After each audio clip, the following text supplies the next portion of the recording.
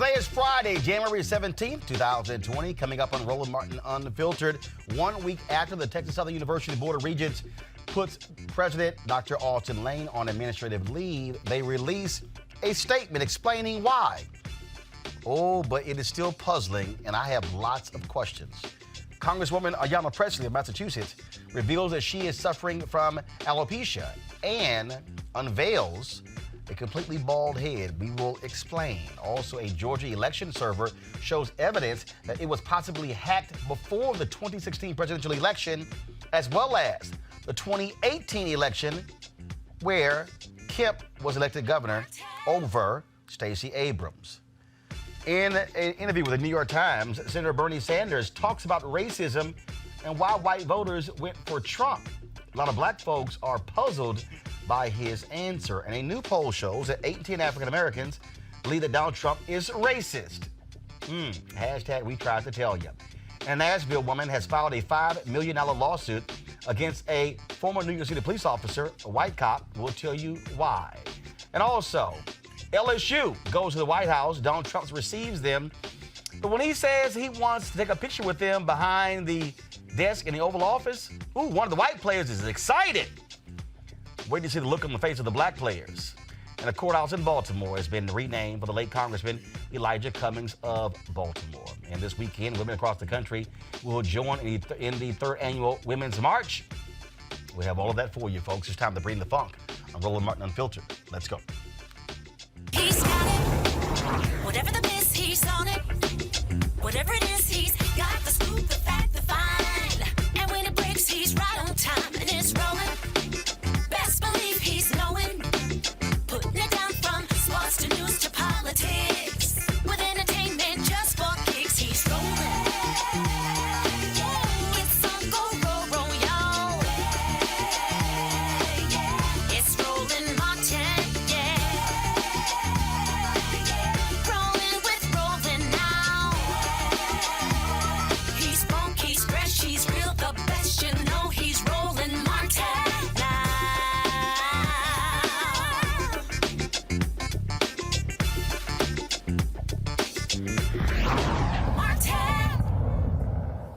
All right, folks, 1 week ago, the Board of Regents of Texas Southern University in Houston, the nation's second largest HBCU, put their president, Dr. Austin Lane, on administrative leave. They wouldn't say why they put him on administrative leave.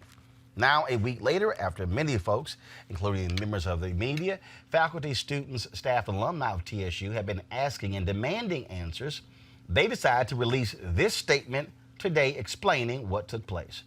On behalf of the Texas Southern University Board of Regents, we want to provide our community with an update about our recent decision to place TSU President Dr. Austin A. Lane on paid administrative leave. We are sharing this information while remaining mindful and respectful of the ongoing investigatory process and for all of the parties involved. On January 10th, 2020, the Board of Regents met with the Chief Internal Auditor, independent counsel, and third-party investigators for approximately 7 hours. The Audit Committee made a public recommendation to the full board, and consistent with the Audit Committee's recommendation, in a 7-1 vote, 1 abstention, the Board of Regents placed Dr. Lane on paid administrative leave. In October of 2019, members of the Board of Regents informed Dr. Lane that members of the board, the Chief Internal Auditor, and external board counsel had been in contact with local law enforcement given the confirmation of the improprieties in the admissions process. One university employee involved in the admissions process has already been terminated. The Chief Internal Auditor, in collaboration with a third-party investigator, Special Board Employment Counsel, and/or external board counsel, interviewed the executive management, including Dr. Lane and others at our university. On 2 separate subsequent occasions, Dr. Lane was invited to meet with the Board of Regents at 2 special call meetings. Dr. Lane was then interviewed a second time by the Chief Internal Auditor and Special Board Employment Counsel. On January 10th, the board placed Dr. Lane on paid administrative leave and named Kenneth Hewitt acting president. As the investigation continues, we urge everyone in our TSU community to comply with the university policies and internal audit and litigation risk management protocols, and we will continue to cooperate with the independent investigations by law enforcement. As we said in November, the university's academic integrity, trust of students, faculty, alumni, and the public at large are of utmost importance. We thank the TSU community for its patience while we balance the competing interest of respect for ongoing internal investigations and external criminal investigations with the desire to provide additional context for our recent board action. The board is dedicated to ensuring all activities at the university are conducted in an ethical and balanced manner in accordance with the university's mission, vision, and values. That's their statement. Now, they need to explain this here. Henry, go to my iPad. This is a letter, folks, the Texas Higher Education Coordinating Board sent to Texas Southern University that is dated July 2nd, 2019. You will see in this letter, it says Dr. Paredes. Dr. Paredes, folks, is the Commissioner of Higher Education, Raymond Paredes. It says, this memorandum is to close a complaint regarding alleged inappropriate admission practices at Texas Southern University. The complaint alleged that Texas Southern University tried to increase enrollment by encouraging staff to admit all students, irrespective of whether the student met the university's admissions requirements. We work with Texas Southern University Office of Internal Audit and Assurance. Their confidential report found no wrongdoing regarding the university's admission practices during the fall 2017 and fall 2018 semesters. We plan no further work on this complaint. It is signed by Mark Pohl, Director of the Internal Audit and Compliance of the Texas Higher Education Coordinating Board. It is CC'd to Hillary Eckford, State Auditor's Office, David Gartner, Bill Franz, and Linda Battles. Now, you might be wondering, what does this have to do with the Board of Regents with their decision? Here's what I understand in talking to sources at Texas Southern University. There was an individual who sent an email to the admissions director of the TSU, the Thurgood Marshall Law School at TSU. This individual said, do I need to put this on my admissions application? And if so, will that hurt me? The individual who he sent the email to said, no, do not put that on your application, because if you do, there's nothing that I can do for you.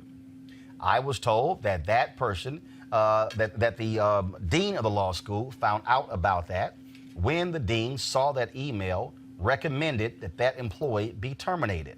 The dean of the law school communicated to the university president that that person should be terminated. The president agreed with that, and that person was terminated. Now, the Board of Regents at TSU has not properly explained what they're talking about when they say inappropriate activities in dealing with admissions. So pull their statement up, folks, from the beginning. So let me walk y'all through this and why these questions continue at Texas Southern University. Pull the statement up. Okay, you see here in this particular statement here, it says that on January 10th, the Board of Regents met with the Chief Internal Auditor, Independent Counsel, and third-party investigators for approximately 7 hours. Now let me unpack this. What I am told is that the normal process is when there is an allegation of something happening in admissions, that it is the job of the internal auditor to then investigate exactly what took place. They say they met with them, but the question is, why is the Board of Regents meeting with the internal auditor about an allegation when it's not complete? Normally what happens, I'm told, is that the internal auditor then comes to the Board of Regents if there is something that is actionable. No one has said that's the case. The Board of Regents also said, go back to the statement, please. The Board of Regents says in here that the issue deals with, scroll up, please, vote 7-1, go to the next page. That the issue deals with improprieties in the admissions process. Now, there are 3 different levels of admissions at Texas Southern University. There's undergraduate, there's graduate, and there are the professional schools. The board has not specified where this issue took place. Is it in undergraduate admissions? Is it in graduate school? Is it among the professional schools? They haven't explained that. Go back to my iPad, Henry. No, go back to my iPad, not the statement. Come to my iPad. Now, Again, if you look at this statement right here, a complaint was made to the Texas Higher Education Coordinating Board.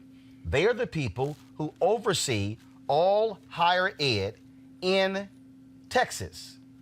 So you clearly see here that a complaint was made. Folks, if you actually call the Texas Higher Education Coordinating Board, if you call them right now, I'll give you the number.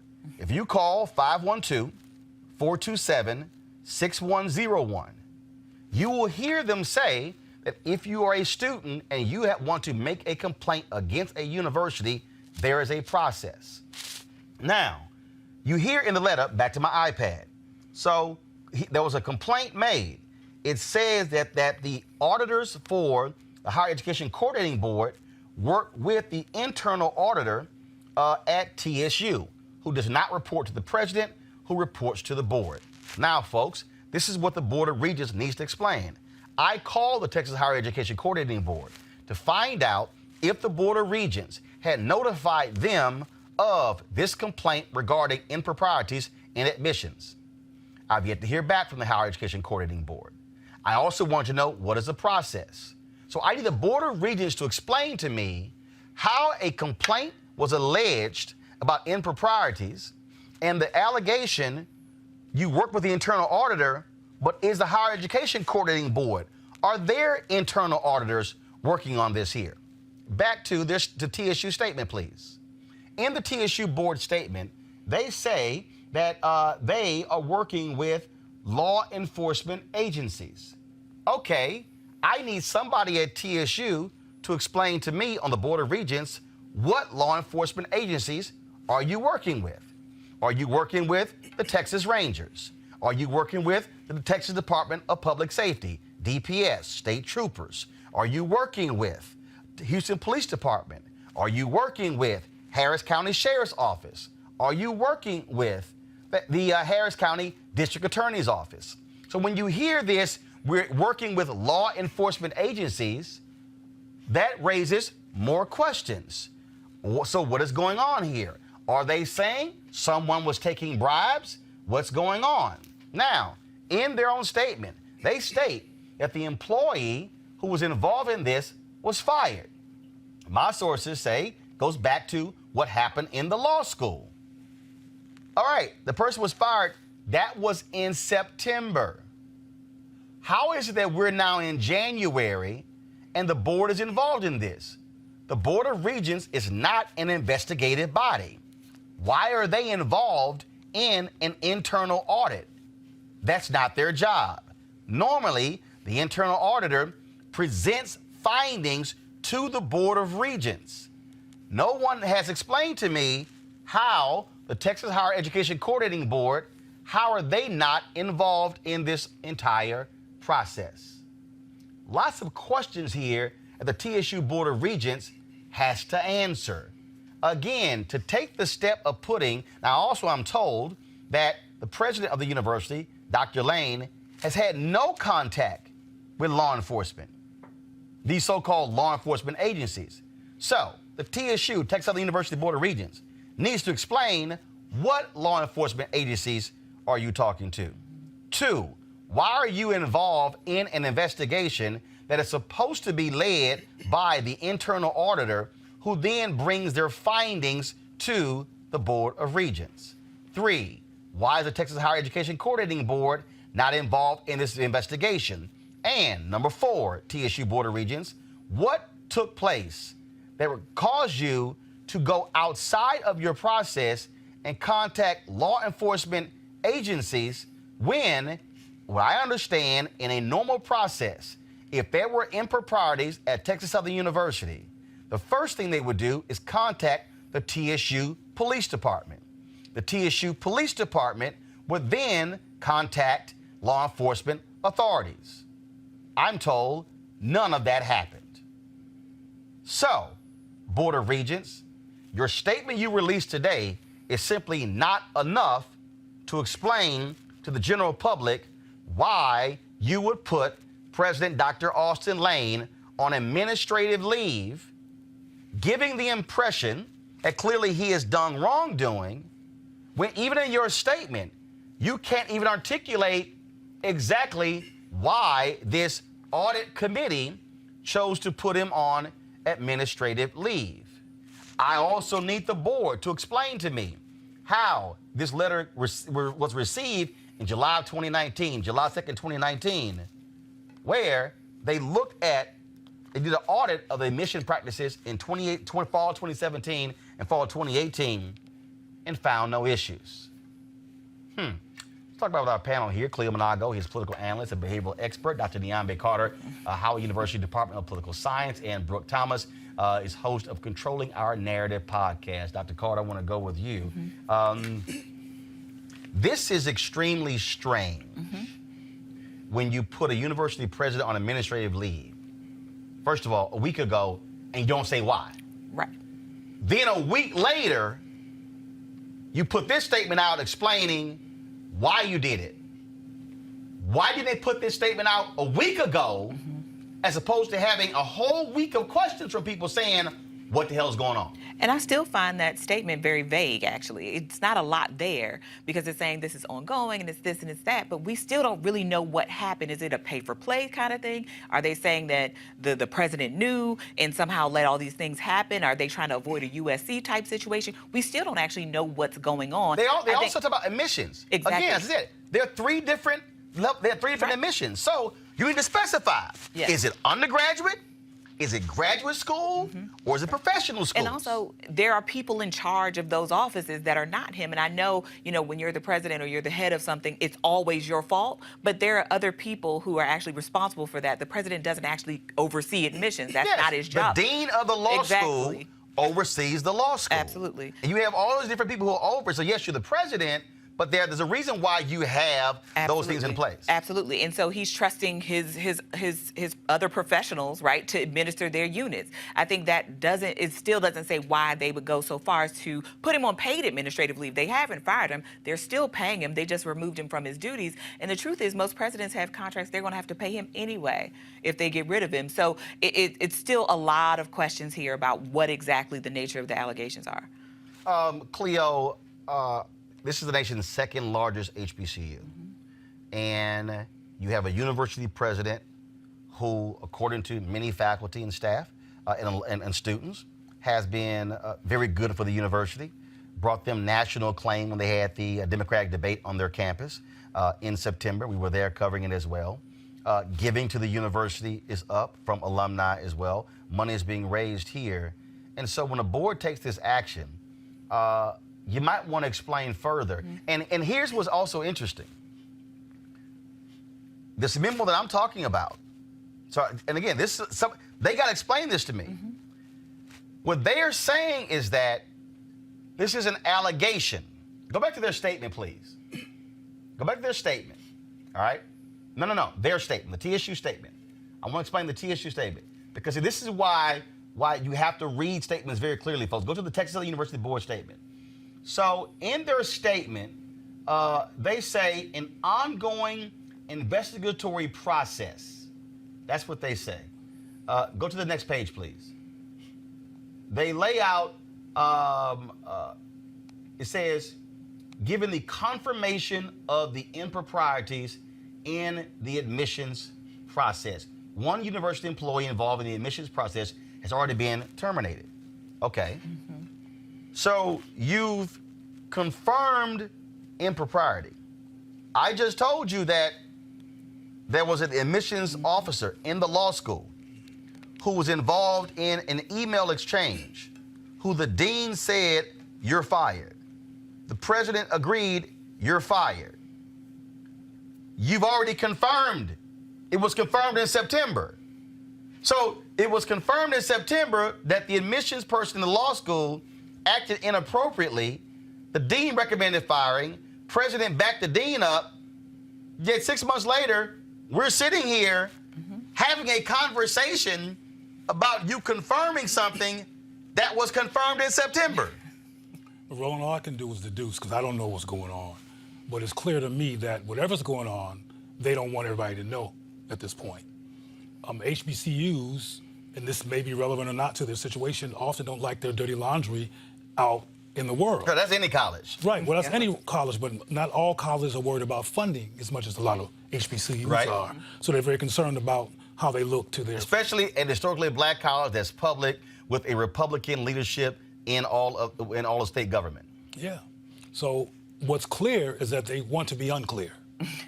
Right. And what's clear is they want to talk around something and imply that they're doing their due diligence, but they're not interested in putting it on blast right now. And I think they're just covering themselves because they're trying to prevent controversy, because they don't want to interrupt something. And clearly, what they don't want to interrupt is the university's operations and possibly its fiscal state. Right. And so, again here, Brooke, again, as somebody who is a reporter, as somebody who has seen these things before, somebody who is used to improprieties, frankly, from the TSU Board of Regents in the past, before the entire board was replaced by the governor because they were meddling in the affairs. We also have a board. Here where this particular Board of Regents had a complaint that was filed against them. One of the regents, 2 complaints filed by an employee of the university. They fired that employee last Friday. And so it's very interesting in terms of, how this board is operating in their actions. In secret, it seems, right? I think everybody kind of has the same idea. That was a very long worded statement that gave us no information. Thankfully, I think the university community should be pretty thankful to you, because you broke it down much more than that statement did. And I imagine, there are a lot of people in the university's community that still want to know. And if it was important enough that the president should go, at least temporarily, I think that it's a responsibility to actually tell what's going on. There shouldn't be this many questions. Right, but there are loads of questions here, and it simply doesn't make sense for any number of reasons. What is going on here, and the thing, Dr. Carter, why this is so important is because HBCUs, unlike, let's just be clear, predominantly white institutions. Absolutely. Okay. My alma mater, Texas A&M, when they had drama back and forth between the president and the governor and the provost and the board of regents, and she eventually resigned, bottom line is, folks still give. Yes, But right. when you have this at HBCUs, this has a direct impact on alumni and their relationship with university, where folks like, look, I don't know if I'm going to send you my check. I don't know what's going on here. And so these type of things can stunt the growth or the forward progress of an HBCU. Absolutely. I mean, we've gone through it at our university. I mean, lots of places have faced this. I mean, we talk about USC, but nothing is stopped at USC. I mean, people are happy to give millions of dollars to USC, but when it happens to a Texas Southern, then it's, oh, I can't trust these people. And I Right. think that's really dangerous, because that money goes to so much. It's not going directly to these individuals. It's going to these children. It's going to the buildings. It's going to the deferred maintenance, the infrastructure of these spaces. And I think we have to stop being so short-sighted and thinking about this in the context of, this is what black people do. This is what happens at universities. And I think if they were really concerned about keeping this kind of hush and thinking about long-term progress, they would have done this in the summer. They could have done it over spring break. They could have done it at a number of times. But at the beginning of the spring semester, when things are just ramping up again, and right now you have, convocations, charter days, and things like that coming, moments when you can raise money for an institution, to have this kind of happen in the beginning of all of this is really unfortunate for TSU. And I hope they sort it out, because this is also someone's professional career and their reputation on the line as well. And that's really all you have in this kind of business, particularly when you're in the upper echelons of university leadership, because there's just not a lot of people in that space. It's really rarefied air up there. And so I hope for the students and the faculty and administrators and others, staff on that campus, they figure it out sooner rather than later, because I think this is a lot of uncertainty hanging over that institution, because we actually don't know what the allegations are and what's happening. Also, just for our audience, again, we have done this, folks, for the last 3 days. We have emailed every single TSU board member asking them to come on and comment. The only 2 who have responded have been Board Regents Derek Mitchell as well as Ron Price. Ron Price is out of the country. Ron Price says he certainly will be welcome to talk with us when he gets back into the country. We have not heard from the board chair, from Albert Myers, from some of the other folks as well. And so we certainly welcome any of them to come on to Roland Martin Unfiltered to explain what's going on, because that statement still does not answer the questions that need to be answered about what's happening at Texas Southern University and Dr. Austin Lane. All right, folks, let's go to our next story. Congresswoman Ayanna Pressley of Massachusetts. Folks, many of folks know her as one of the 4 members of the squad, incoming member, a new freshman member of Congress who upset a longtime incumbent. She did a video, exclusive video with The Root, where she revealed how she has gone completely bald because of the hair loss condition, alopecia. A lot of folks have been commenting on social media. Here is what she told them. This is my official public revealing. I have only been bald in the privacy of my home and in the company of close friends.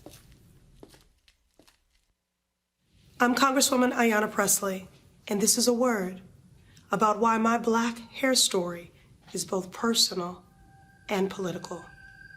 Before I was an elected official, I did everything. I wore wigs, I wore extensions, and then about 4 or 5 years ago, I decided to get Senegalese twist all the way down to my waist. And what happened is that I got these Senegalese twists, and I feel like I met myself fully for the first time. You know, I sort of looked in the mirror and I said, oh, there I am. And it felt good.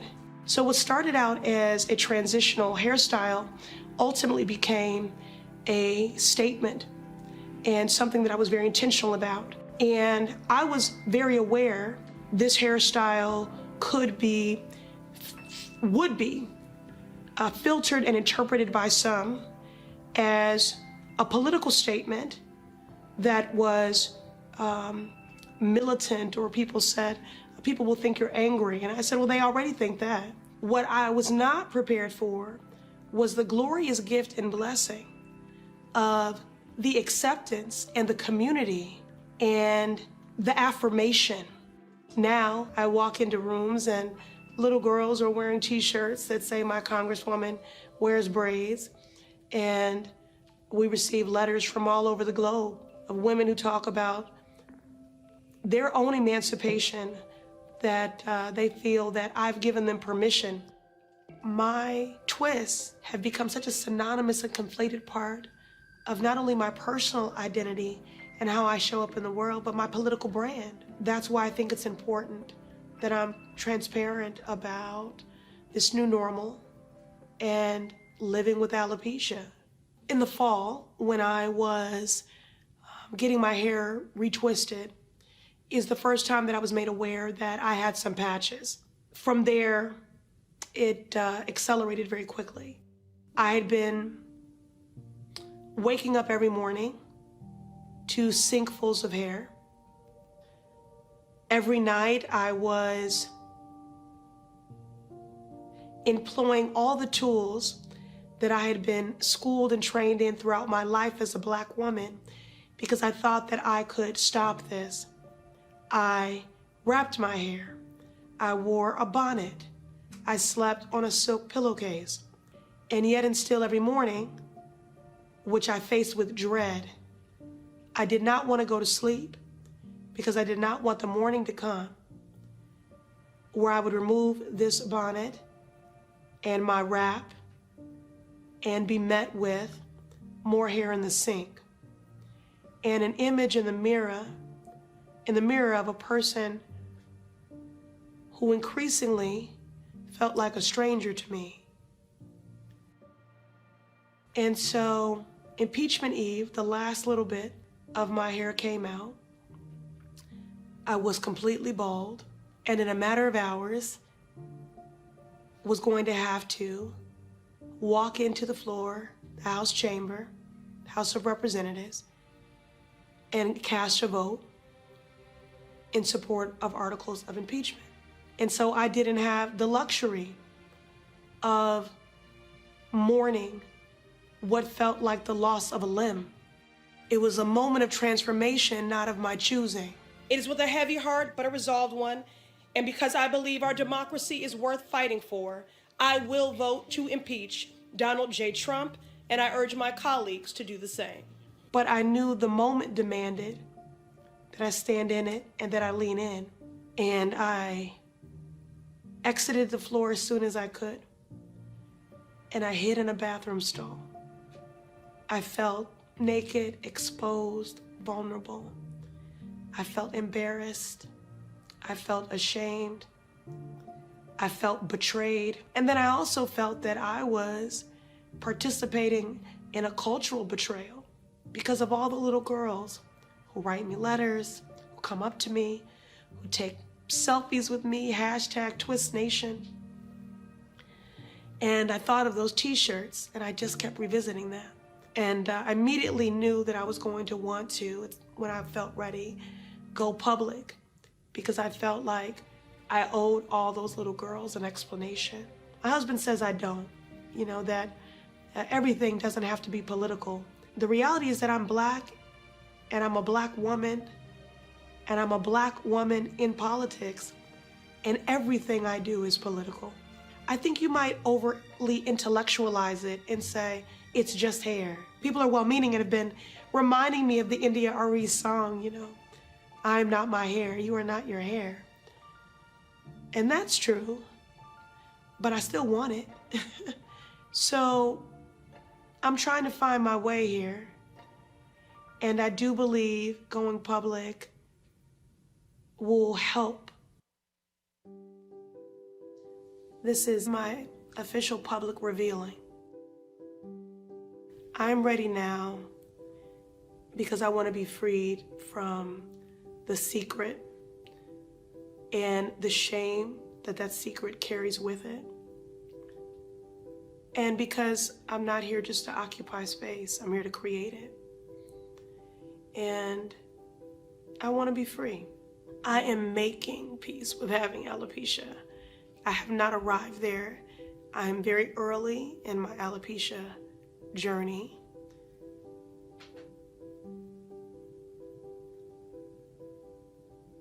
But I'm making progress every day. And that's why I'm doing this today. It's about self-agency. It's about power. It's about acceptance. Right now on this journey, when I feel the most unlike myself, is when I am wearing a wig. So I think that means I'm on my way. Brooke, I want to go to you first. The response has been incredible. When she posted this, first of all, the Root posted this. When she posted her tweet on this yesterday, it's at 9,827 retweets and 61,200 likes.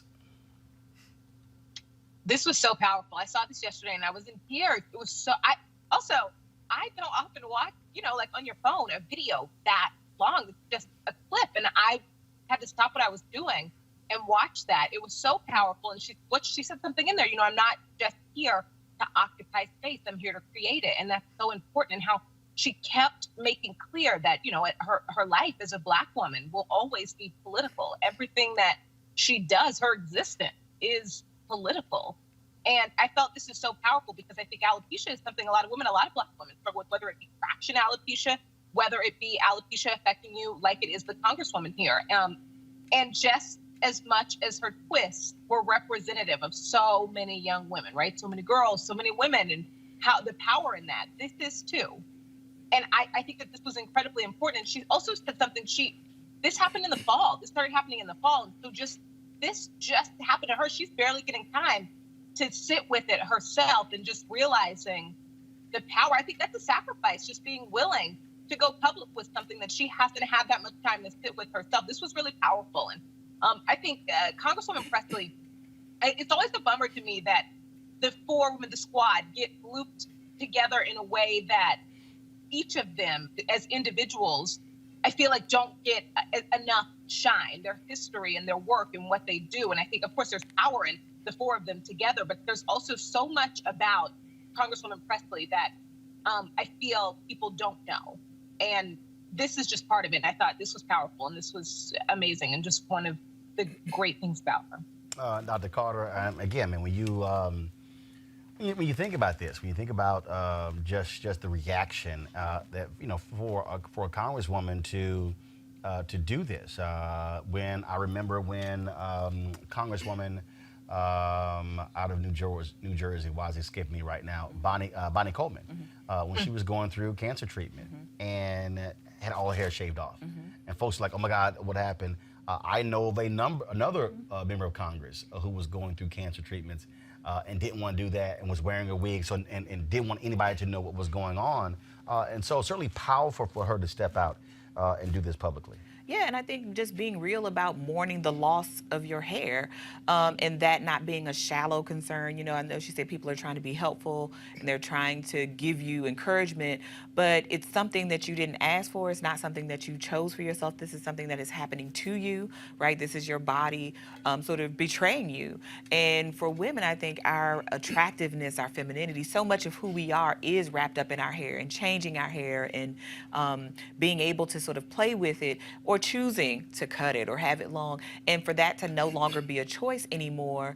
When you are alone in your home, that's hard enough, but when you are a person in the public eye and you're under so much scrutiny, I mean, people are taking pictures of her every day. People are looking at her every day. And I'm certain up until this moment, there was probably a lot of fear that one day that wig would slip, or that somebody be able to say, hey, that's a unit she has on. That's not actually her hair, and what that must have felt like. So, I mean, this is probably the fourth time I've watched it this week, in part because I think at least for me, I'd never seen a woman of her stature and in her position come out and say, this is who I am now. I'm not all the way there. I'm learning to accept it. I'm still going through all the emotions, the trauma, even the sort of excitement, because she talks toward the end about the ability to sort of mess around with wigs and play with her look. Like, that's exciting, but it's still a journey. And I think for a lot of women, I know women who have alopecia, it is still a very difficult place to get to because of how we have all these anxieties around our hair. Cleo, I mean, for her to come out publicly, there have been, I'm going to show some photos in a minute. It's also freed a lot of other women who are going through this, and folks have been sharing their story about what they've been going through. The Congresswoman has always been impressive. I mean, she's an impressive sister. And she's doing a couple of things in a row. She, as you mentioned, black women, probably more than most women in this country, have to deal with hair anxiety and concern about hair and being treated one way or the other based on hair. And this sister, in the beginning, affirmed African textured hair and braids, etc., and went on to affirm being bald. And what's powerful about the image that you just put up is that she's beautiful. She's a stunning, bad sister, regardless. And she's brilliant, and I'm glad she's there. And she's somebody who's very nuanced, because not only is she a congresswoman who steps up and who speaks truth to power and is very impressive in that way, she's just impressive symbolically as a brilliant, strong sister. And now she's symbolically powerful as someone dealing with this hair issue and still stepping up and shining. And I think other women who are dealing with the same thing will feel more comfortable about who they are. And that's powerful to do that twice. To do that around black hair and to do that about hairlessness.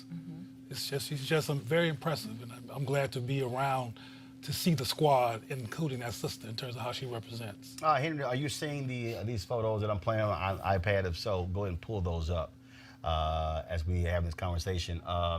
These are some of the images that women have been posting on Congresswoman Ayanna Pressley's timeline, just showing about that. And back to you, Brooke.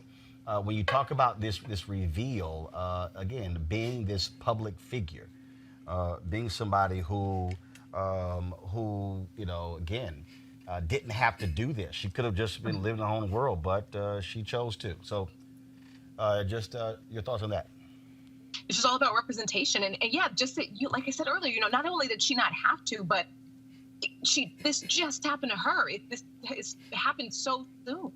And just the willingness to, I think, just be there for other women. She knows what this is going to do. She knows that this is going to be representative for a lot of women, and that's what that's about. You have to see the pictures rolling in, and a lot of people. I think there was a story of I want to say a makeup artist in Memphis also dealing with alopecia, and just, I think, the strength in numbers and just the power in someone in that position being willing to come out and show herself bald, and to everyone, someone who faces so much criticism at disproportionately compared to, you know, a lot of other public figures, a lot of other politicians, and still being willing to do this because she knows what it could mean to so many other women. It's just so strong. Also, I think Dr. And it's what I've come to expect from Congresswoman Pressley. Also, I think Dr. Carr, a lot of people, again, are realizing for the first, wow, I never even knew about this, even to the extent of how it impacts folks. I mean, like this sister right here says she's been dealing with this for 10 years. And others have said, well, you know, patches. Matter of fact, I think Goldie, I'll pull up in a second, I think Goldie Taylor, she said that she had posted a tweet, said she had dealt with this a long time ago, but her hair came back.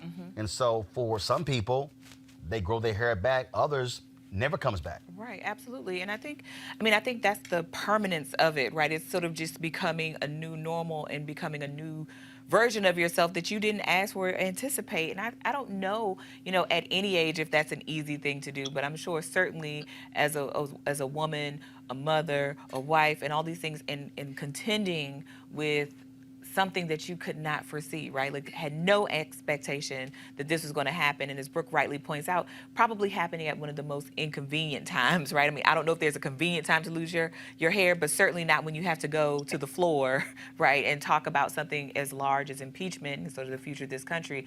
So, you know, kudos to Representative Pressley for her honesty and her vulnerability, because I think she said a lot in that 7 minutes where she's talking about it's not all triumphant and feeling like a failure and feeling all of those things at the same time. And trying to manage your own self. You know, it's interesting, Cleo. So somebody on YouTube this post said, who put in her head that how she looks isn't attractive in a positive way? Look, let's just first of all, that's a ridiculous question. And the reason it's a ridiculous question is because we live in a society that that bombards us with so many different images that these things make who we are. There's a reason why the makeup industry earns billions upon billions. And when Alicia Keys announced that she was going to go makeup free, folks like, oh my God, what are you doing? Because this society has said to women, put makeup on, put makeup on, cover up any blemish that you have. When you talk about the hair industry, I mean, billions of dollars made. And not just with women, billions with men. It is amazing to me the number of people who, let me be clear, I don't give a shit what any of you think. It is amazing to me the number of people, I don't give a... You already said it. No. Go give some. Like, I give just, if I can just be real clear, I give zero fucks. Zero. When people go on my Instagram page and go, you should cut all your hair off, I don't give a shit what y'all think, and I don't think about it. When folks were like, I remember I was at the radio station when I was working in Chicago, they were like, I think your hair is thinning. I was like, oh, okay. I'm literally not sitting here going, oh my God, you actually think that I would spend a dime on a hair plug, on a tube? Hell no. And I'm going, if I don't give a damn, why do you? But there are people who literally, their whole worldview is locked up in, no, I gotta have a full head of hair. I've gotta have, I'm like, man, please. Well, so that's why that question. Well, I think the question, it called itself affirming her, like telling her she should not be self-conscious about how she looks because she's beautiful. I think that was the intention. Well, the question was, who put it in her head? Yeah. Easily. The world. The world. Right. I mean, television, radio. I mean, you go down the line. Roland, how many times have you heard somebody in any kind of media platform with your stature at least say, I don't give a flying Fruit Loops, you know what you said about most people do. I think it's frankly it's a weakness, and it's sad that we're that superficial and people's value is based on how well they make up themselves. But that's the reality that we live in, and you are one, and I think I'm pretty much that same way, who doesn't run around being concerned about it. And one of the powerful things about what the Congresswoman did is maybe less people will be self-conscious about the whole thing, because she shines regardless of this whole thing, and maybe others who realize they have that capacity as well. But I think, again, that this brother or sister, I don't know what they were, called themselves saying, why is she even questioning anything based on how she looks? And you asked them the question, because society does. Yeah, I mean, Brooke, I think about the people who go on Twitter and Instagram. Look at LeBron James' hairline. Do you actually think LeBron James cares about any of these folks? But there are people who they're so caught up in this. It's the Western world. That it drives everything. And look, we know right now, you got, in African nations, they are spending stupid money on bleaching cream. Caribbean too. And on things along those lines. And so we live in a world where people want to dictate what you should look like, what you should care about. And matter of fact, this show, when we started this show here, Jay Feldman, my man, who's my longtime TV executive producer, Jay was like in the budget. Jay said, "Okay, we're gonna do about a makeup artist." I said, "We ain't gonna have one." Now, look, I understand that's a job. I understand that. But my whole deal was, I don't give a damn about no makeup artist, because in the television industry, it's no. You can't go on TV without makeup. You can't. No. We got to. Oh no, you got forehead shine, so we got to sit. And I said, let me tell you something. I am not. I said, first of all, I ain't paying myself.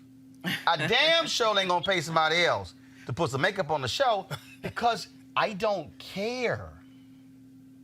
I don't care. But that's where we are. Yeah, I mean, you're right. And not at all take away from like the strength of you personally not caring, right? But I do think, we've got to admit, it is easier for men. It's easier for men to get to a point to where public figures where they don't care. I think there was a story, I want to say it was in Australia, but there was a co-anchor, a man and a woman, and the man wore the same suit every single day for a year. Nobody noticed. But people bag on what the woman is wearing every single day. Now, let me be real clear. His ass wore the same damn suit every day. That suit was funky on some of them days. Very true. But I think social media has made this worse. And I'm a fan of social media. I'm not one of those who's like, social media. But social media has made this worse because people don't check themselves. Everybody's going to gossip. People are always going to gossip. People are always going to have opinions on other people that you keep to yourself. But like, you wouldn't walk up to a stranger at the mall and say, "I don't like your lipstick. I think you should do something different with your hair," because that's weird. But for some reason, behind the screen, people feel like they can send you an email, they can send you a tweet, they can text you and say, tell you what they think about your appearance, and it's weird. Literally, I'll post photos and people sit here and go, "Oh man, you've lost all your hair," and I'm going, I don't think I've lost all my hair. I'm sitting trying to figure out. It's not like I'm walking around with a little bitty ass patch like right there, and I ain't got no. Okay, here's my whole deal. Okay, if you walk around like with a little patch right here, okay, and you ain't got literally no hair on the side, the top, whatever, okay, you can have that conversation. But y'all, I'm sorry. It's ridiculous, and I think what's going to happen is, I think when Alicia Keys did what she did, it caused some women who frankly are not in industries where it's like, no, you got to have makeup, to say, why in the hell am I sitting there putting makeup on? And I think Congresswoman Pressley, by her putting this video out, is going to also liberate some other people. Just like we've seen a huge resurgence, a huge increase in women, especially in the television industry, but even in corporate America and others who said, you know what, I'm wearing my hair natural. I'm not sitting here walking around going to get that damn perm every 2 weeks. And listen, I think there are a lot of choices. You can choose to do makeup, no makeup. I think It's all your choice. It's all your choice. But I think what Brooke was expressing is how for women that choice doesn't feel like a real choice because it's like, oh, you look terrible. You got bags. Or fix yourself up, right? I mean, and it is, I think, an additional pressure because of the way that women are scrutinized as opposed to men. Because men can still be good looking, right, without hair, right? Like there's a whole sort of lineage of men who've been bald through time that people thought were extremely good looking, attractive, sexy, all of that. And when you're a woman and you do say, you know, I'm not going to wear makeup or I'm just going to honor my hair and let it do what it does on its own, it's, you know, taken as somehow you're not putting in any effort, right? And I think there is, and with social media and filters and all this other stuff where people can kind of get these overinflated senses of what they look like, you can Photoshop yourself and be whatever you want to be. It really has made us have these unrealistic expectations of what people actually look like, men and women. Yep. All right, folks, Brooke's got to go, so do me a favor, please. I want y'all to go download her podcast, Controlling Our Narrative podcast. Brooke, thanks a lot. Take care, Thanks for Brooke. having me. It's always really great, Roland. Thank you. I appreciate it. Thanks a bunch. Got to go to a break. We come back. We're going to talk about election systems in Georgia. Were they hacked by the Russians? That's next in Roland Martin Unfiltered. You want to support Roland Martin Unfiltered?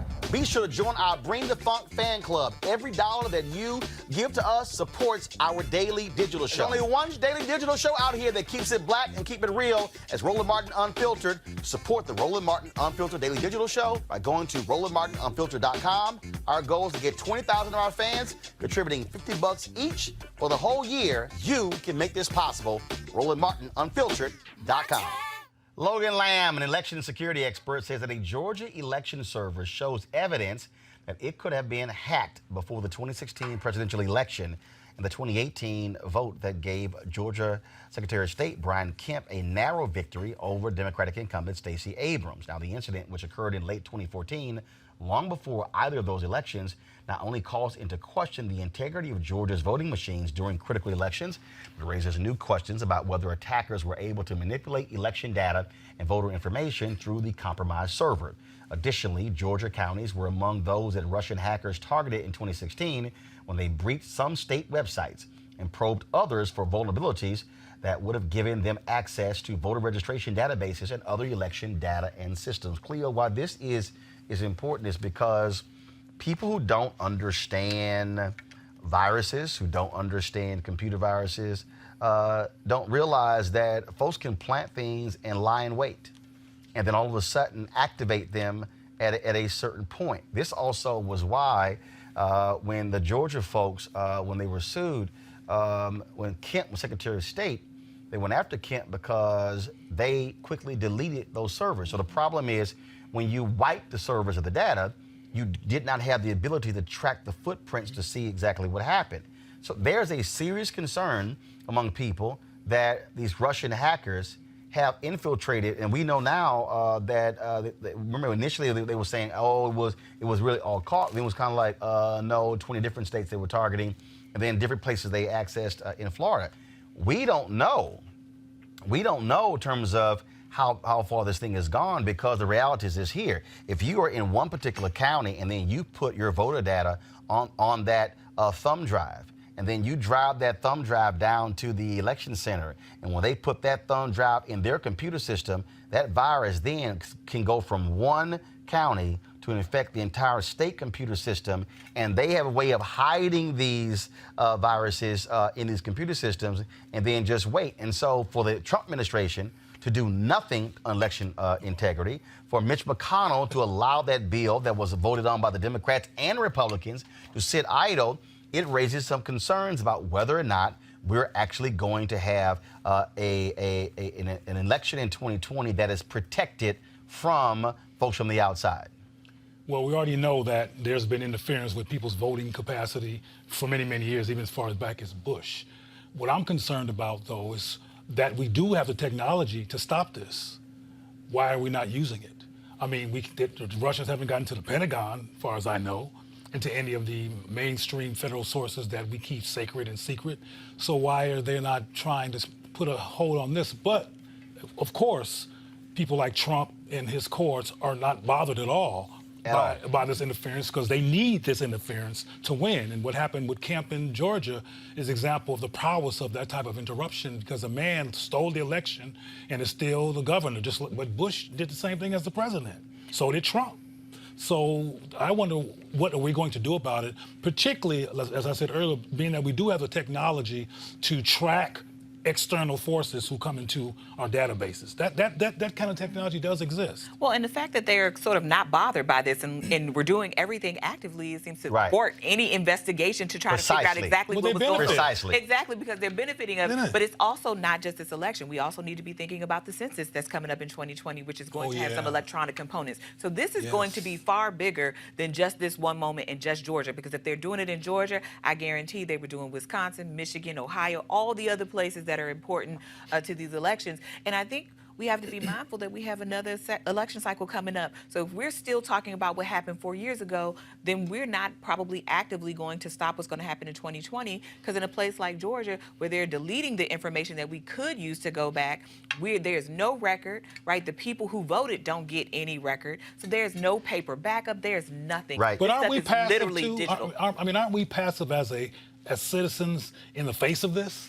I mean, I don't hear, other than Roland and feel the whispers, I don't hear that much complaining about this phenomena of interrupting our capacity to have a democratic voting system. Well, I mean, I think there are actually a lot of people, because remember when California had that recall vote, it was actually political scientists and others who stopped that because of the voting equipment that was used largely in Black, Latino, and poor districts. But these are where silos. No, nationally, these are But what I'm silos. saying is that I think there is stuff happening, but it's partly siloed because this happens at the state level, right? I mean, they're in charge of the kinds of equipment they use, the timing, the date, all of that of elections happens at the state level. So I think that's why it feels that way. But you do have folks like Fair Fight Georgia and others who are sort of trying to increase capacity to talk about this nationally, because the way it happens in Georgia isn't going to be the same way that it happens in Florida or Indiana or any of these other places. But I do think that as more and more places are going to the electronic voting, we have to always be mindful that it just gives us another way, right, to commit elections fraud, right? And the very thing that this set of Republican administrators said they were trying to thwart with these voter ID laws, it seems like they're inviting Russians in the back door to do it. You know, just come through the front door. Don't even try to hide or pretend, because they seem to be giving them all the cover that they need. It's guaranteed, and it's been guaranteed for several elections now, that the Republicans in particular are going to interfere with the democratic voting process. It's guaranteed. Absolutely. So where is the preemptive strike to counter that? That's my question. And I'm aware of what's happening in California and these different places, but I'm talking about a national outcry against this interference of democracy. Absolutely, I concur. So we'll see what happens there, folks. The New York Times soon is going to announce who they are endorsing for the Democratic nomination for president. They did interviews with all of the candidates who agreed to sit down. Not all of them did. One of them, Vermont Senator Bernie Sanders. In this video that was released, Sanders appears to be saying that racism is only a reaction to economic anxiety. Take a look what he had to say, and we'll talk about it. What about the fact that Trump has touched a chord in 40 to 44% of the people? What about that issue? It's like Trump is a symptom of a widespread problem. Yes. So, I mean, how do you address that? What is the issue? How did Trump become president? Not everybody, but tens and tens of millions of Americans feel that the political establishment, Republican and Democrat, have failed them. Maybe the New York Times has failed them too. That explains the appeal of racism? Yeah. People are, in many cases in this country, working longer hours for low wages. You are aware of the fact that in an unprecedented way, life expectancy is actually going down in America because of diseases of despair. People have lost hope, and they are drinking, they're doing drugs, they're committing suicide. And when that condition arises, whether it was the 1930s in Germany, then people are susceptible to the blame game, to say that it is the undocumented people in this country who are the cause of all of our problems. And if we just throw 10 million people out of the country, you're gonna have a good job, and you're gonna have good health care, and you have good education. That's all we gotta do. So all over the world, Trump didn't invent demagoguery. It's an age-old weapon, and you take a minority, and you demonize that minority, and you blame that minority, and you take the despair and the anger and the frustration that people are feeling, and you say that's the cause of your problem. Clear your reaction. I think that this guy is suffering from blind subjective whiteness. And it's easy for a white dude to say it's not really racism. there are these other factors, and he's proven through this kind of rhetoric, similar to other people who are running for president right now in this lily white slate that's left after everybody else has been dropped out, that he has a white subjective frame of reference and blind tunnel vision, because that's not true what he said. It's not true. Doc? Well, so Bernie Sanders has one gear, right? Everything is about economics. That's it. So he has no way of explaining how this economic anxiety becomes racist and xenophobic, right?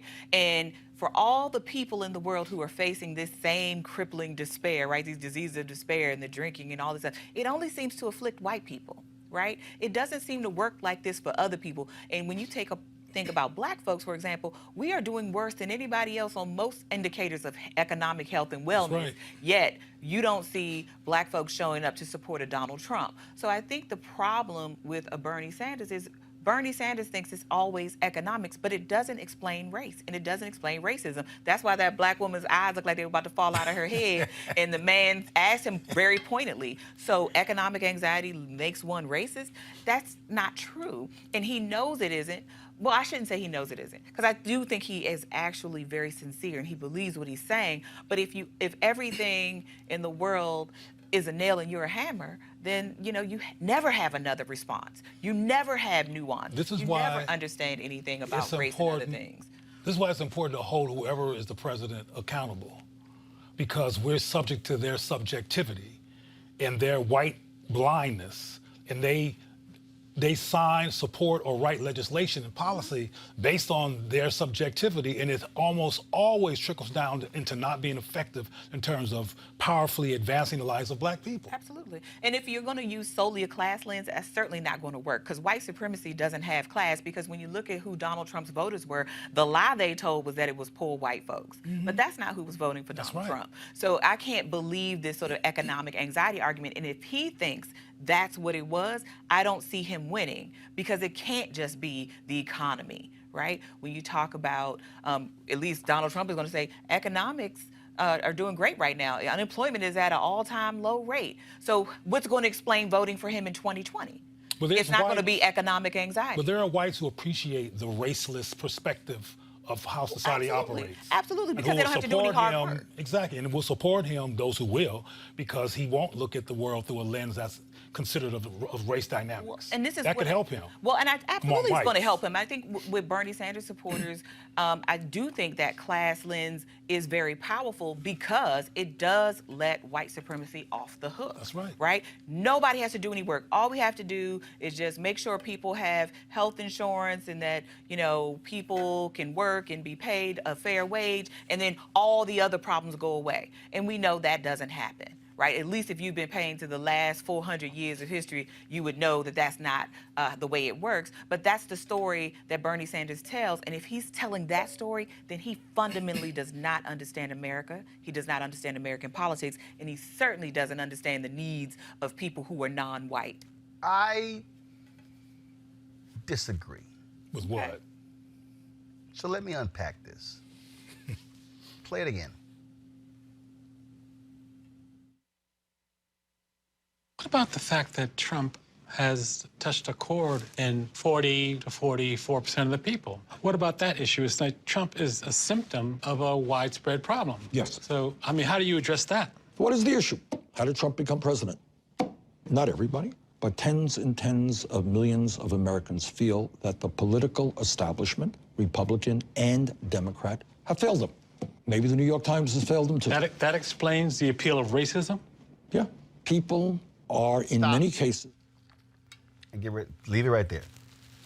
So Bernie Sanders, so then the brother asked the question, but does that explain the appeal of racism?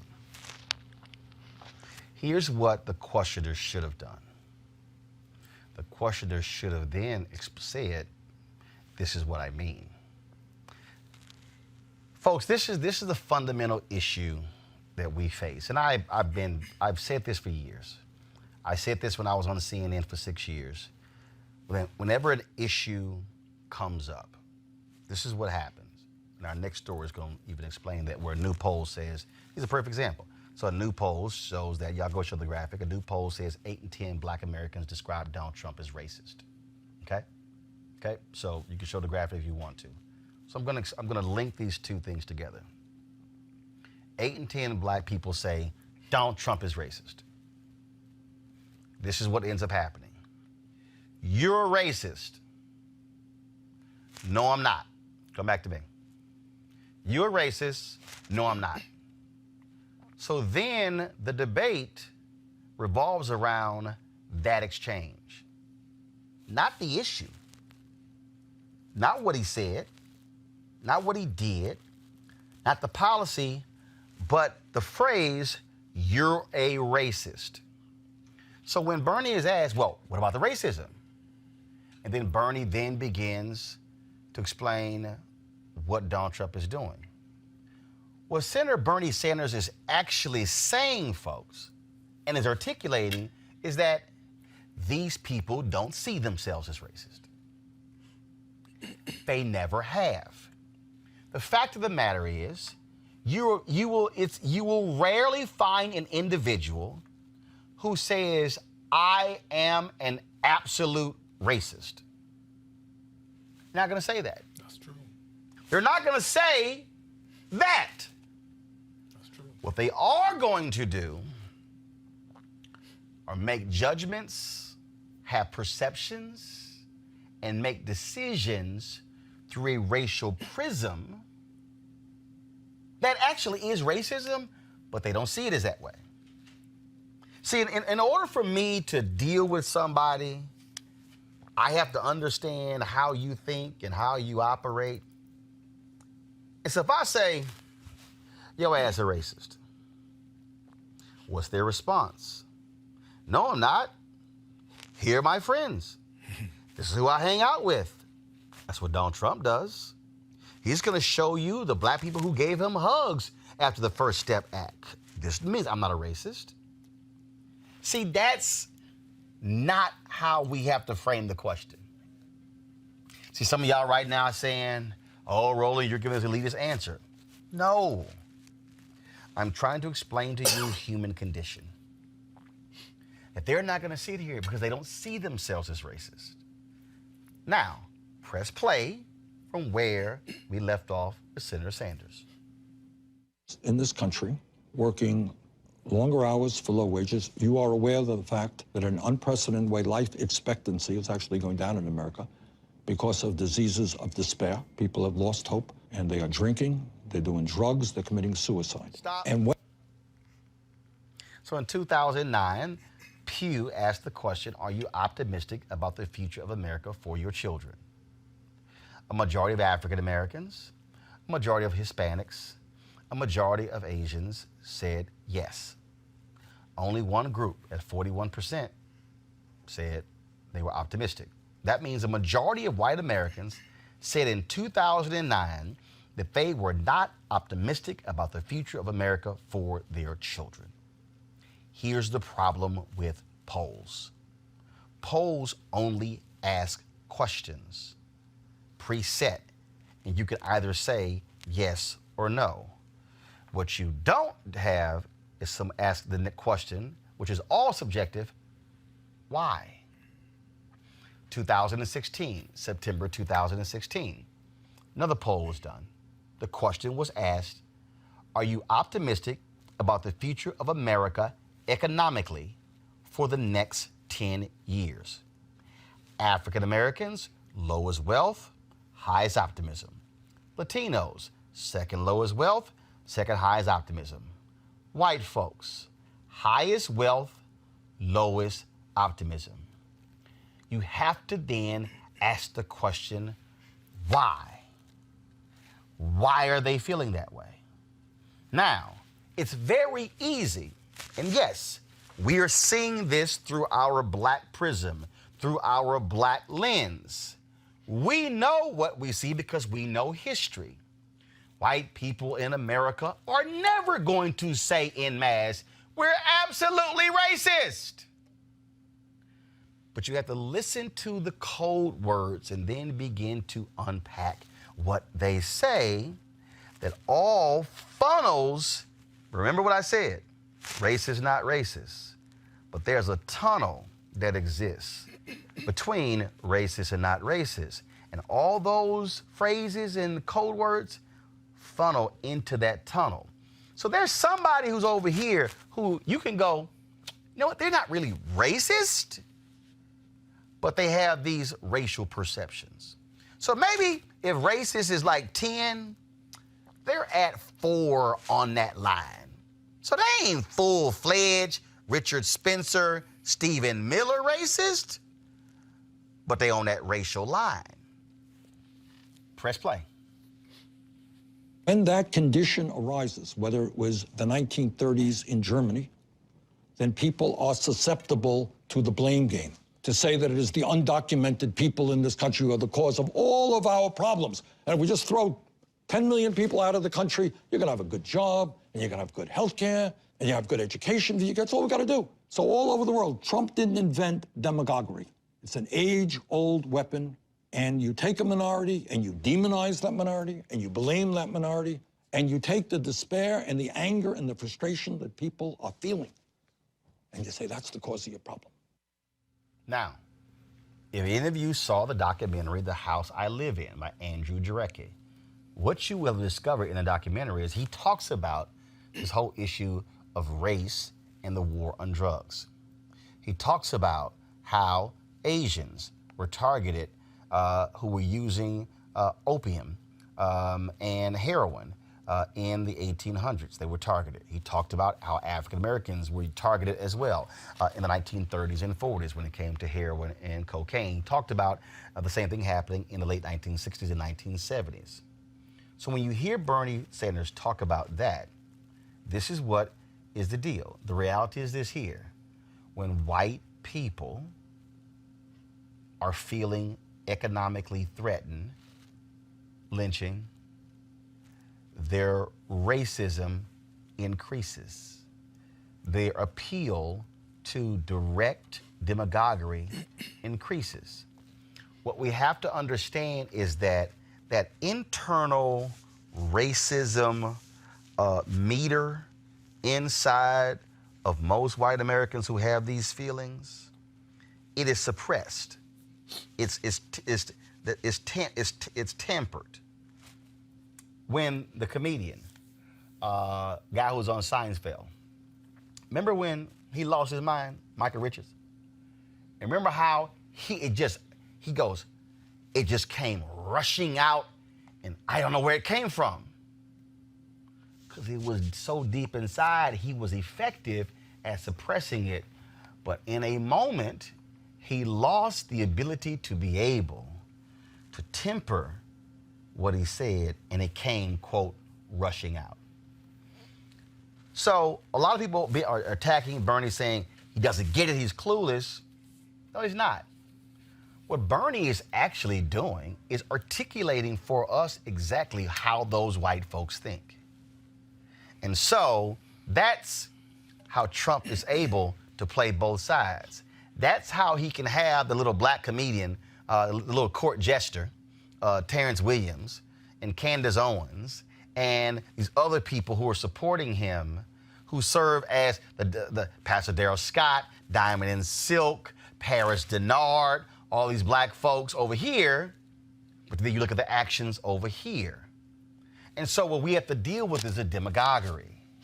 And that, Cleo, I think, is what he's saying there, because that's what we've seen.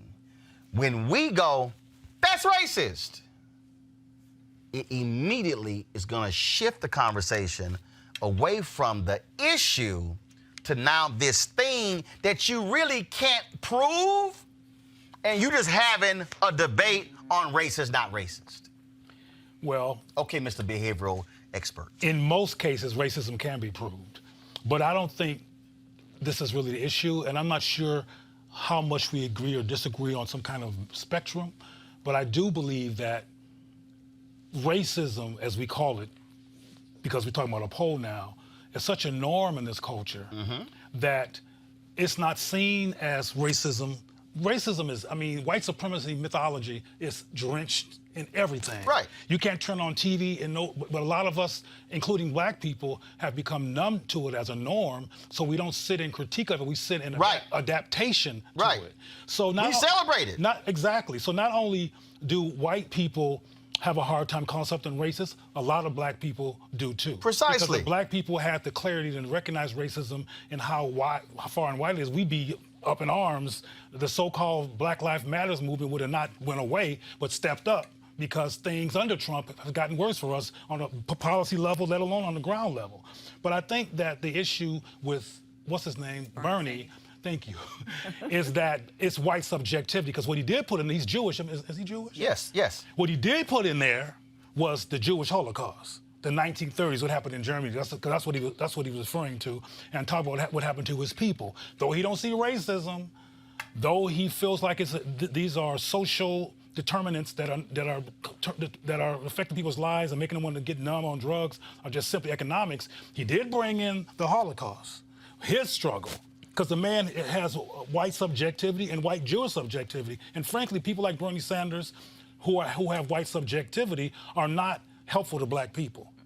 They're not, because they cannot see the elements of race and racism and how it affects us, because they're somewhere else in their own subjectivity. I think it's interesting, frankly, while he puts racism to bed as a real problem, he brings in the Holocaust from the 1930s. And Dr. Carter, the bottom line is here, to Cleo's point, and I met with Senator Bernie Sanders specifically about this when he kept attacking identity politics. Yes. And that was, and that really was in a response. That was in a response to the fact that he lost to a woman. It was in a response that he lost to a woman because black folks didn't support him. And in many ways, Bernie Sanders was angry after 2016 that in his mind, that he did not win the nomination because of identity politics, when in fact, everything about politics is identity politics. Absolutely. And when I met with him, I specifically told him that, first of all, the phrase identity politics did not even come about until the 1960s, when that was a response to the Black freedom movement. And then, of course, you had the women's movement that came on the heel of the Black freedom movement. And so you had the late 1950s, 1960s, then you had the 1970s with the women's movement, Title IX. And so all of a sudden, to criticize you fighting to be treated like a full American, oh, you're playing identity politics. And so Bernie Sanders, that frustration is there.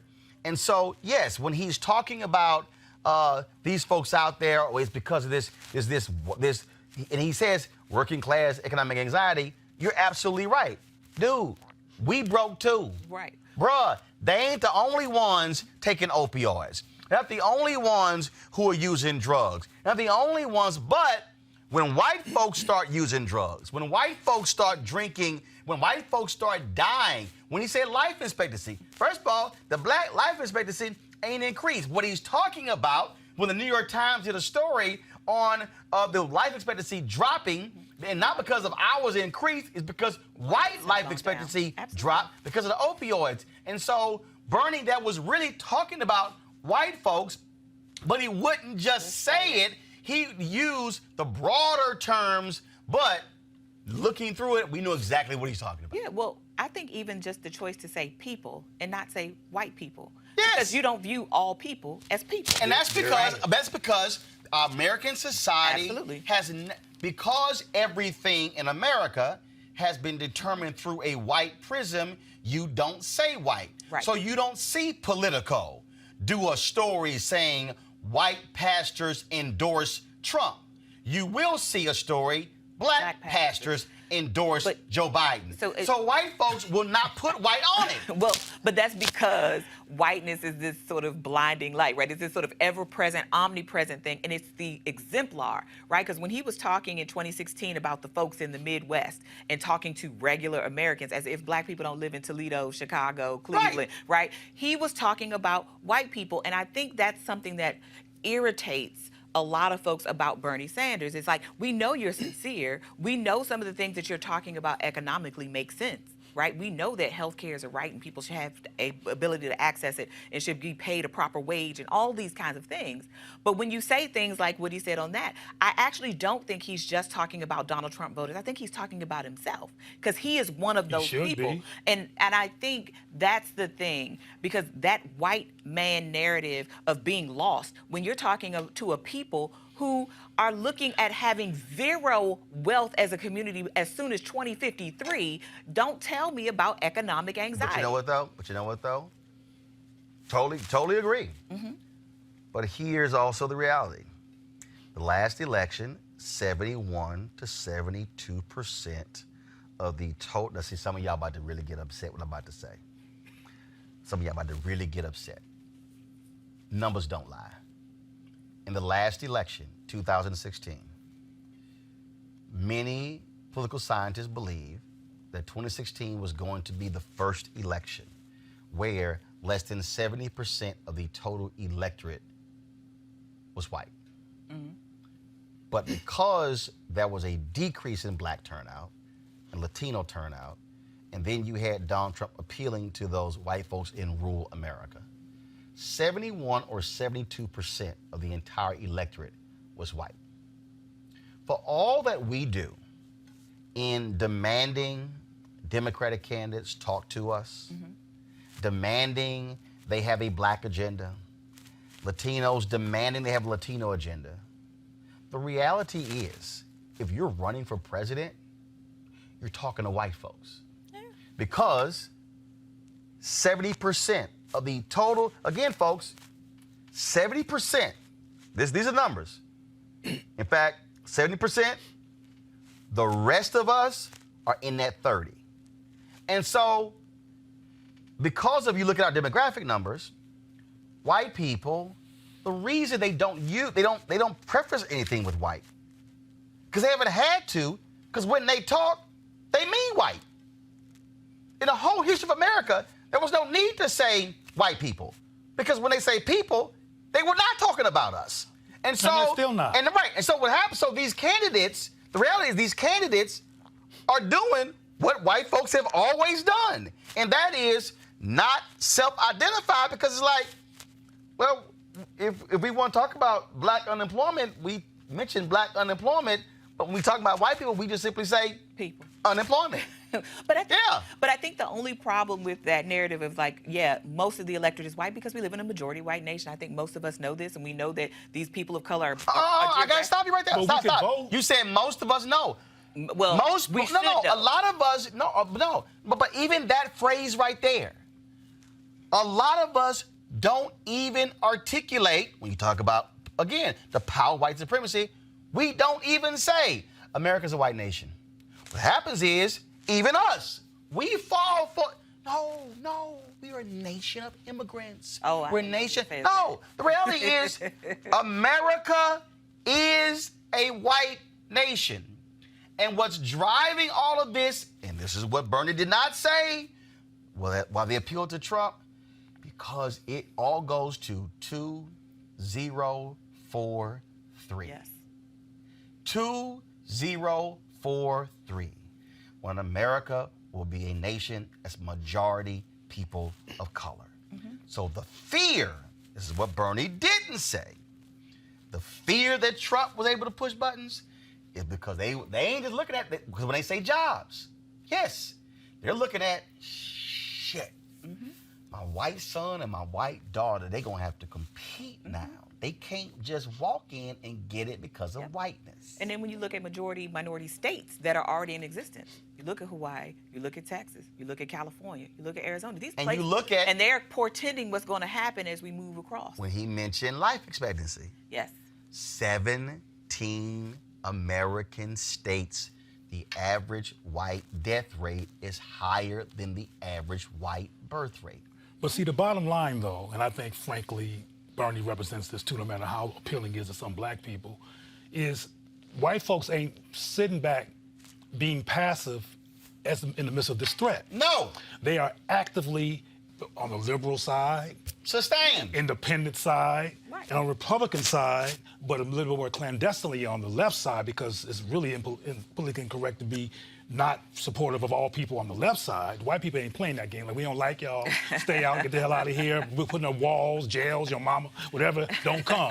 But the white supremacists who are on the left with the left Greenpeace and Don't Kill the Seals uniform on, we're sitting here in the midst of all this white threat to black progress, the very life of black people through police brutality, et cetera, and basically being very, very passive. Right. So my question is, what are we going to do in the fact that we are living amidst white folks who ain't playing? I mean, we just got to finish talking about how they're interrupting the vote, and the Russians, who's white supremacists as well, and how they have all this things that they're sitting up to make sure that they can do what they did to Stacey Abrams and to the brother in Florida. What are we going to do? And even when you talk about the changing of the country, Roland, in terms of it becoming more people of color, black reproduction is here. Latino reproduction is here. And getting here and here and here. Black reproduction has not moved. Right. Black reproduction is still higher than white reproduction. But we're being outpaced by Latino reproduction. Yes. And again, I want to reiterate the facts that our reproduction might be higher than whites, relatively speaking, but it's static. It ain't doing this. Right. So as the country changes to something beyond white, in terms of white people, that don't mean it's not going to. Well, it doesn't mean it's not going to be anti-black. Well, it still could be anti-black. First of all, when you look at the numbers, so right now, it can still be anti-black under Latinos. That's what I'm saying. I'm not go saying, to Florida. I'm not go to other parts of the country. That's my point. Is you're right. Like just because we need to get ready is what I'm saying. What are we going to do? Doesn't mean we're sitting here in front of a freight train that's long enough away for us to actually stop it from running us over, and we're not stopping the train. Which is why in nearly every speech that I've given in the past 5 years has been that. Which is why for me, when we talk about why do we do what we do on this show, when it comes to we talk about wealth building, when it comes to education, when it comes to why we have to vote, because all I have been yelling is 2043, either we better be in position to take advantage of a demographic shift, or we're going to get run over. That's right. And that's why. And again, so why people keep wondering, they're like, well, why are you doing this show? It's because you're not going to hear this on MSNBC. For all of how liberal they are, all black people are number one watching them. You're not going to hear it there, or CNN, or Fox News, or the broadcast networks, because their agenda is not to speak directly to us and what we're about. That's why. But I will say this, as we are talking about these demographic shifts, I do want us to avoid doing what white people do and say it's these people because they're having more babies than us, because they're younger than us. Those are the people we should be scared of, because I think that can have negative consequences on our community. So I think we can have a real conversation about numbers and demographics. Yeah, we can state what's a number. No, right. But what I'm saying is, but let's not fall into the tropes I want to be real clear. Of those. That's not my intentionality. I'm not suggesting it's your intention, but I'm saying that language can get real loose.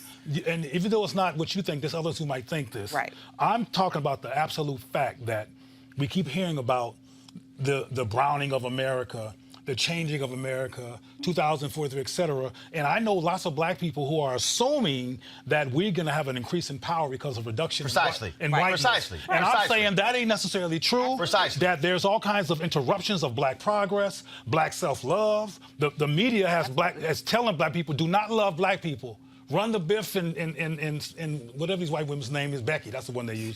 Run to them, love them. It's almost impossible to find on a daily basis two black people in the media loving and caring about each other in terms of intense, consistent, reliable love story.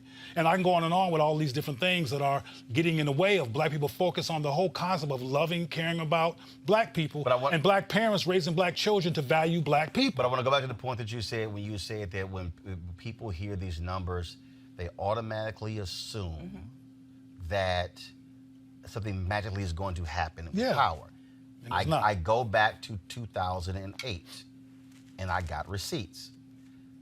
When I wrote the piece for Essence magazine, when I said the election of President Barack Obama is not going to all of a sudden flip a magic switch and all these things change, there is still going to be lots of work to make it happen.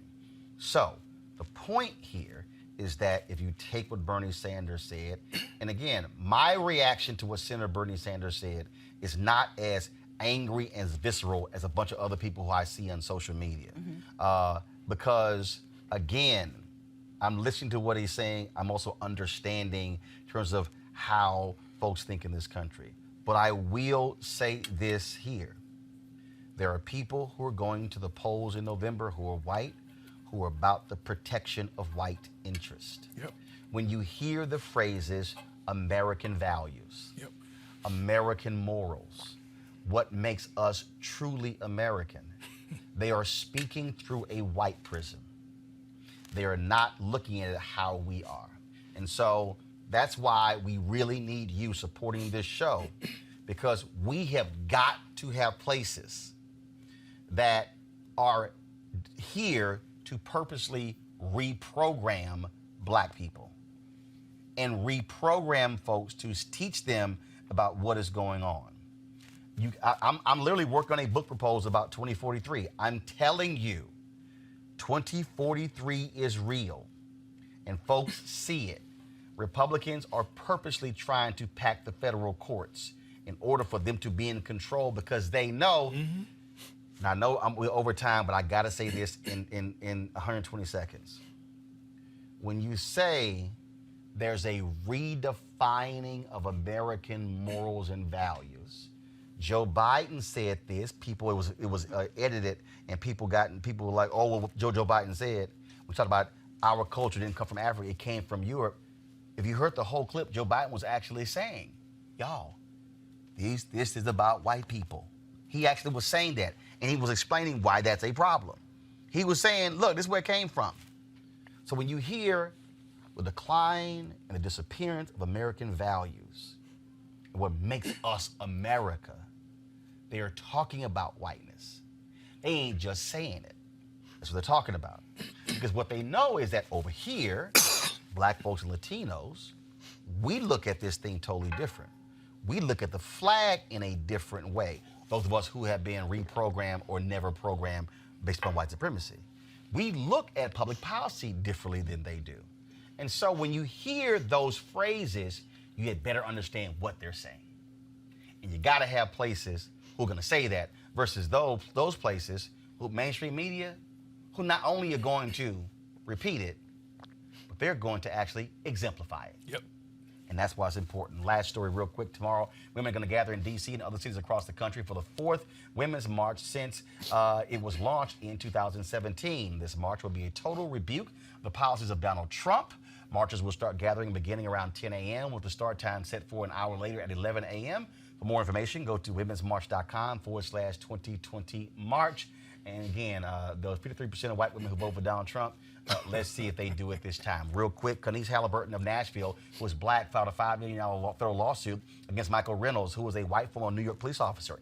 In the lawsuit, Halliburton says that Reynolds kicked in the door of her home and screamed that he would break every fucking bone in her neck and called her and her children niggers. In connection with the July 2018 incident, Reynolds was convicted on charges of assault and criminal trespassing and was sentenced to 15 years in jail and 3 years probation after pleading no contest for misdemeanors, and he was fired. He said he entered Halliburton's home by mistake, thinking it was his rental property.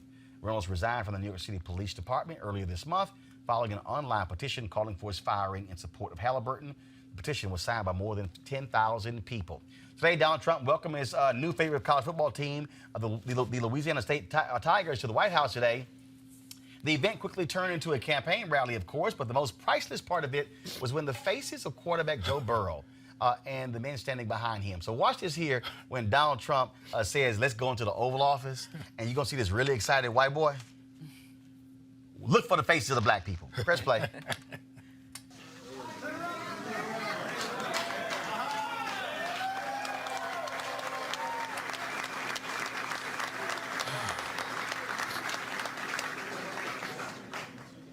Guys, you botched it. Coach, we don't normally do this, Zoom but out, I'm doing zoom it out. for this team.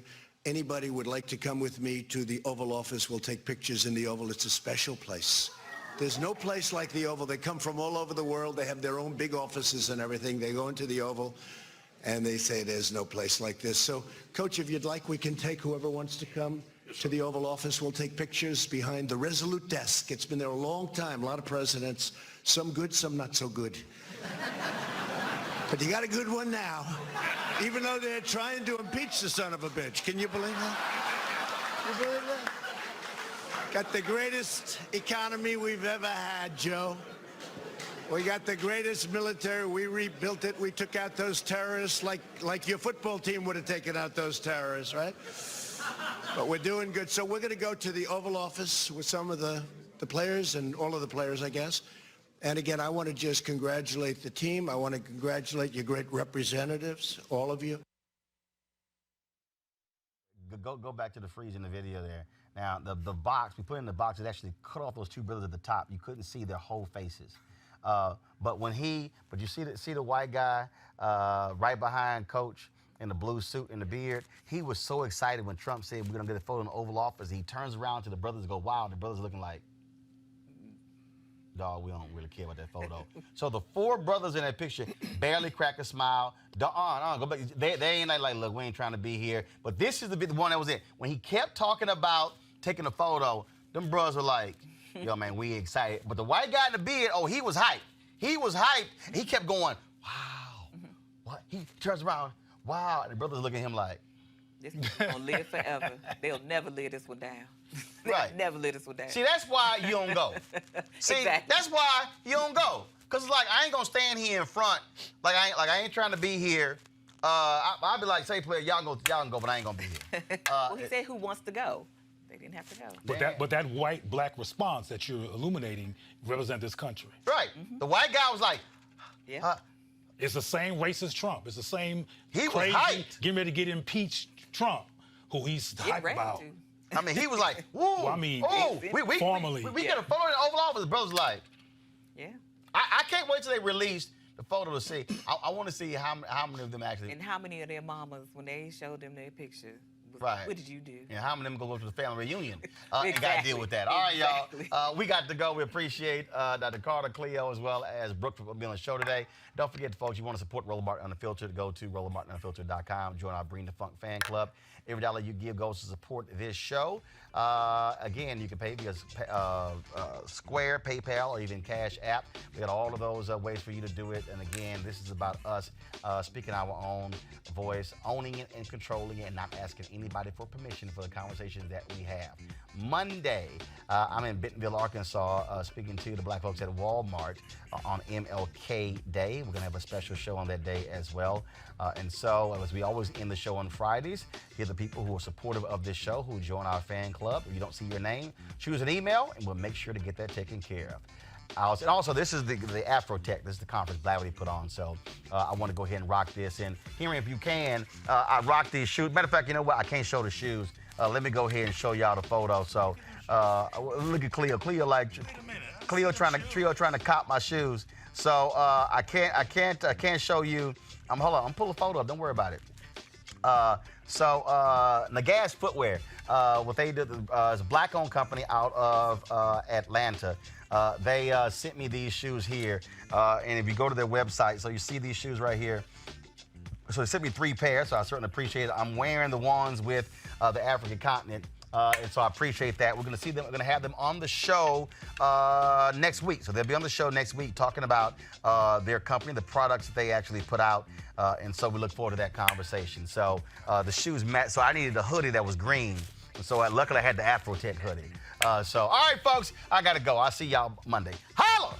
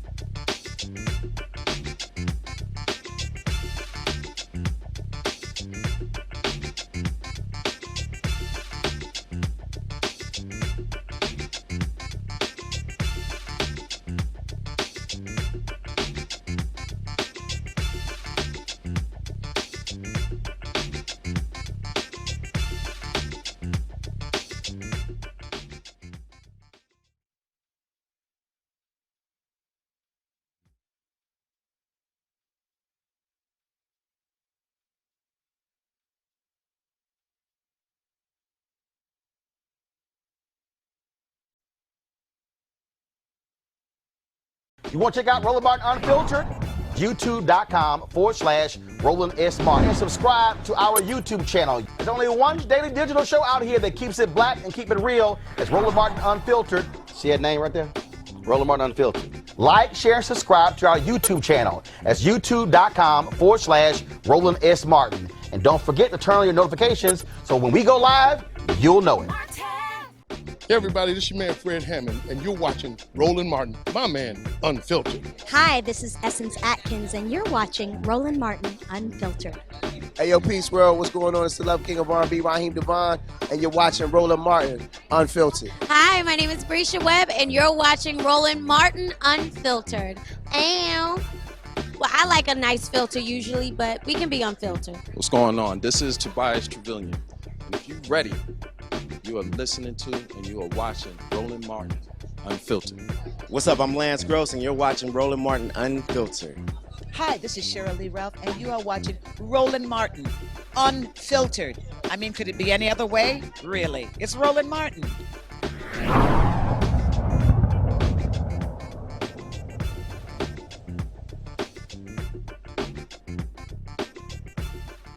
You want to support Roland Martin Unfiltered? Be sure to join our Bring the Funk fan club. Every dollar that you give to us supports our daily digital show. There's only one daily digital show out here that keeps it black and keep it real as Roland Martin Unfiltered. Support the Roland Martin Unfiltered daily digital show by going to RolandMartinUnfiltered.com. Our goal is to get 20,000 of our fans contributing $50 each for the whole year. You can make this possible. RolandMartinUnfiltered.com. Hey fam, want to check out Roland Martin Unfiltered? The blackest show on all of digital, cable, and broadcast. Check out our audio podcast. There's only one daily digital show out here that keeps it black and keep it real. It's Roland Martin Unfiltered. Press play.